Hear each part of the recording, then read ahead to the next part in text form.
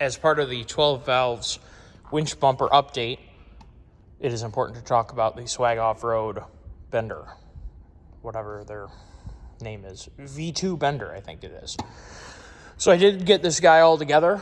It bends, honestly, pretty excellent. We had a electric over hydraulic bender back in the day when I was on. So last time I bent anything was probably 2012.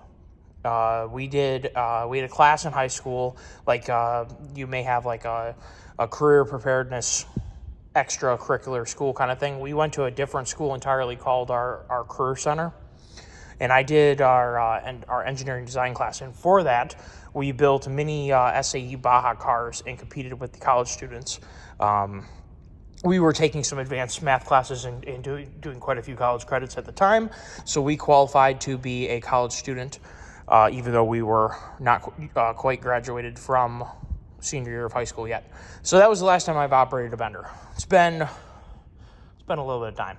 So right away, there's no doubt this thing bends, and honestly, the die itself and the way it's designed, it bends honestly phenomenally.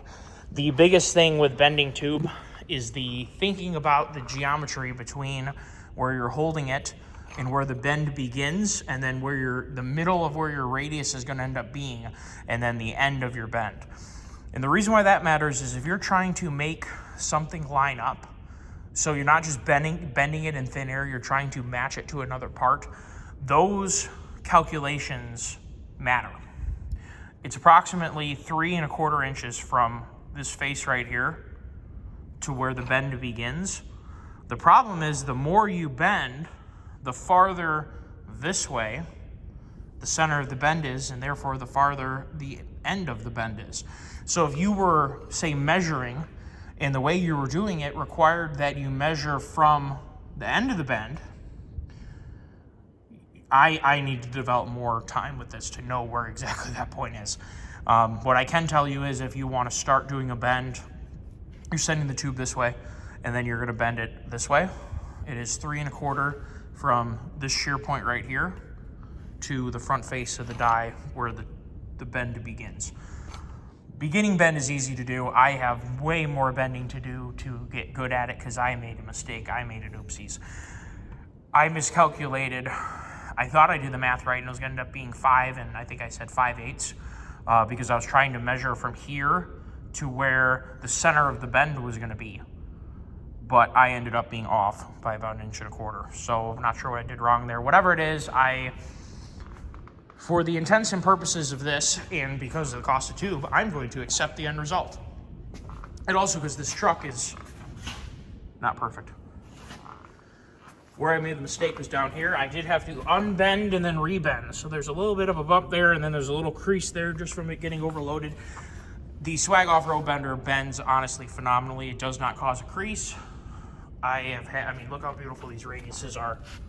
It does a wonderful, super duper awesome job. And yes, I am super duper awesomely using a jack and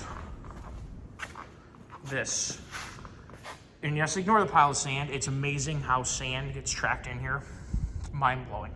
So in this, I needed to leave room to eventually replace this fender and to do general body fixing.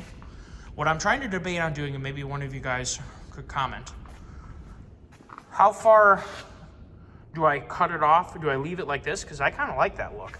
Yes, it sticks out a little bit from the side of the truck. Does it bother me? No, it does not. I like it.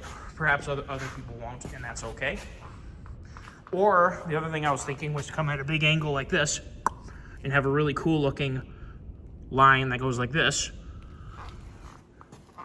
But I'm kind of digging the way that lined up because it almost goes to the fender and protects things super duper well. What do you guys think on that one? I'm quite pleased with the end result of my first bending with the new deal, and this is what the bumper is going to look like. Our winch mount, I haven't drilled it yet.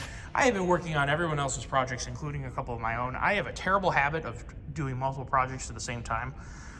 I really need to work on that. So this has been several weeks between an update on this. Is ridiculous. It doesn't actually take me several weeks to get this much done.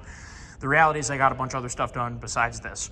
on top of having, you know, a normal career. So here's our tow hooks. They came from an off-road company. I can't remember the company offhand. If you are a said off-road company and you see these hooks and you want to say so, feel free. I don't have the order sheet handy, and I thought I had a sticker from them because I've ordered 2 sets because I really like them. They're going to go like this, and they're going to abut to the bottom of this tube. The tube is 1/4-inch wall, so it's going to be quite strong. I have these drops from my buddy building a move bumper for his truck. And what I'm trying to figure out is, do I do something like this? Do I do something like this? Which I think almost looks the best. Something like this, but not sticking off. It would go, you know, like that. I'm thinking that may look the best. And I gotta tell you, I really like the look of it sticking off farther. This is not a perfect truck. This is gonna be my farm truck, or is my farm truck. However, the end goal for this is Dana 60 from it's a 93 Ford Dana 60 and a NV 4500 because I have one, and a 205 divorce transfer case because I have one. If, you know, I really hate to waste the 205 on this setup because I could easily get, at the time had gotten a 2-wheel drive NV 4500 because that's what I could find, and it was a good deal, so I got it. I may try and find a 4-wheel drive NV or an NV 5600 for this.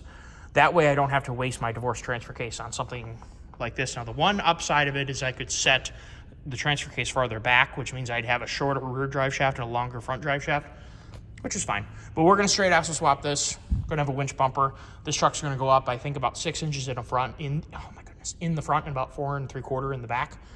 As I think that I gotta do some more measurements, but I think that's where we're at. It already has a 14-bolt full floater in the rear from a GM truck with disc brakes. So the ass end actually has way better braking than the front end. The front end of this independent front suspension 12-valve is womped out. So there's going to be no loss of deleting all that.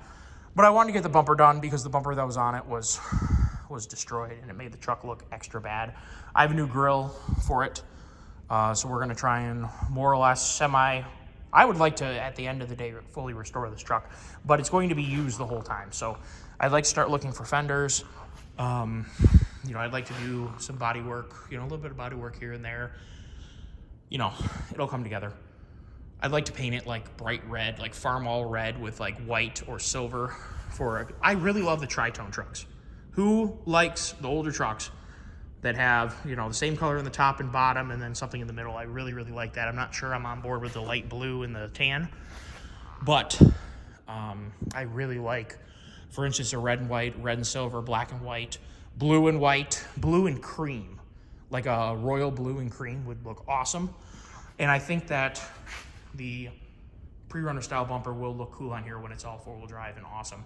And I get right now it's potentially doesn't fit the truck that well. It's okay. I wanted to learn how to build a pre-runner bumper or a pre-runner style bumper because I haven't ever built one that was more minimalistic. All the bumpers I've ever built are ridiculously heavy, made to bulldoze through things like Marvin Heemeyer style bumpers. Boy, I couldn't have botched that any better. Sorry, Marv. So that is the project update for the 12-valve. That's where we're at, and potentially tomorrow I'm going to dive into doing this because honestly I'm standing here looking at it and it actually looks really good. And I think what I'm going to do is, because I can always cut more off later, I think I'm going to leave this. I really like that distance, and I'm going to cut this one to match. Both fenders, as you can see, are monkeyed. So I'd like to get 2 new fenders. The door can be pushed out. You know, it's got some general, you know, spin around the block, but this 12-valve. I bought the truck for this motor. I have a lot of history with this truck. My buddy had it for a very long time, like 8 years, and this motor has been a tried and true workhorse. I really bought it for the motor. So I am planning on removing, once I get everything tacked up, I'm thinking about removing and TIG welding the tubes because I just want to. And at that point, I'm going to install my spacers that I made. Now the frame is fully plated. It is ridiculously strong. It probably does not need to have the spacers in here to prevent the bolts from crushing. I'm going to do it anyway. We do have a 2.5-inch quarter wall tube tying the 2 front frame rails together. So that winch bracket is ridiculously strong. It is not going anywhere. So I'm quite happy with the progress so far. I'm sorry I have to move around so much. I have a little bit of a mess here. Too many projects all at once. Hopefully you guys enjoyed a little bit of a project update. And I'm sorry we didn't get a little bit farther. Now I'm going to have to go tuck my tail between my legs and make the project update in the square body. So if you want to see the project update on the 1987 V10 Chevy square body update, tune into that video next, because it'll be posted right after this one or right before, however YouTube ends up getting it uploaded. So there's the winch bumper. Take care all.